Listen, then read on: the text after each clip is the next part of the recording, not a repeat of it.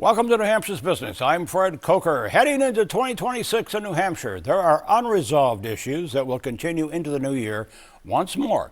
But with a new year to tackle them, and two guests are here to comment. Now, here are the issues, at least in this segment. We're going to talk about affordable housing shortage, child care shortage, of course, health care insurance costs, education 4.0, rewiring. In other words, the costs are up and the cuts are down.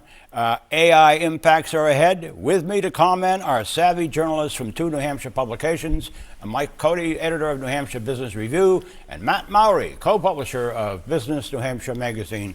Welcome. Nice to have you here. Thanks, Fred. Hi, Fred. You know, 4 of those 5 issues we just put up on the screen have been around here for years, and as you said earlier, a decade.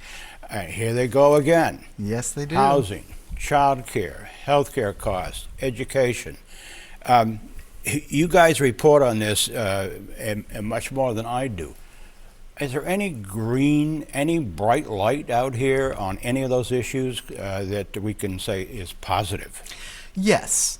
These are huge challenges that we faced. We've been writing for, as you said, a decade about these pending affordable housing crisis, the child care crisis, and now they're here. The good news is that they're being taken seriously at all levels, by the business community, the nonprofit community, and the government leaders.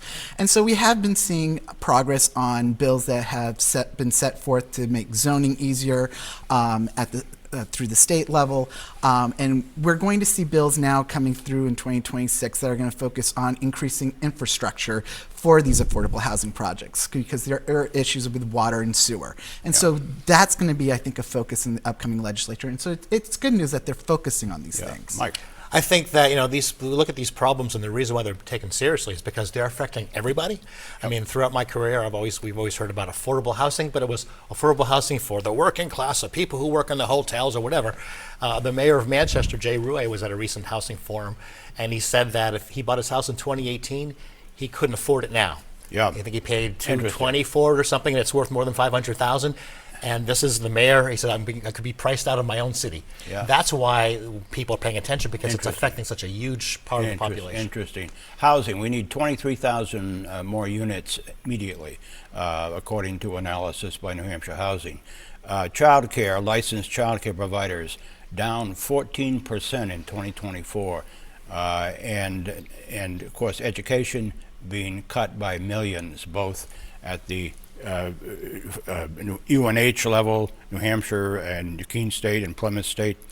And now, Claremont High School and Concord High School and the school districts that they represent are down millions in their budget. What's going on with education?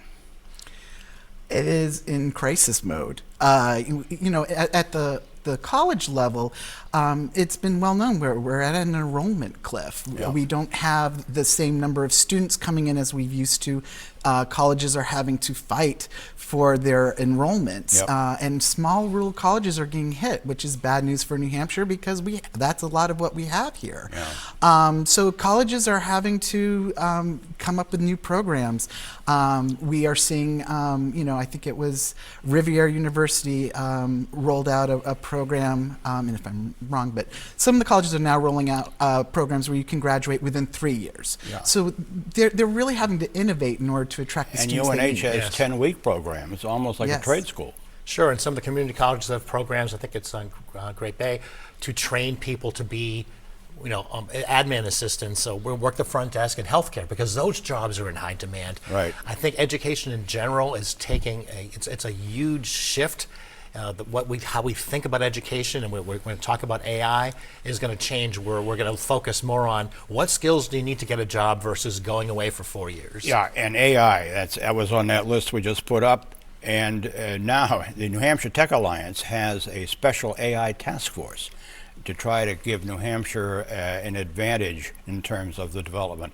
That's huge. That's going to dictate the next, millennium.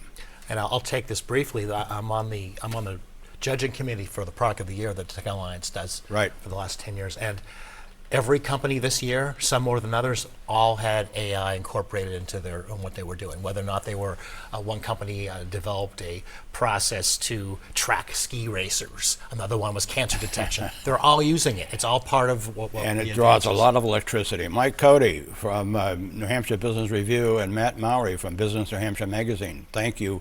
And we're going to continue talking with these folks in the 9:45 segment, so join us then.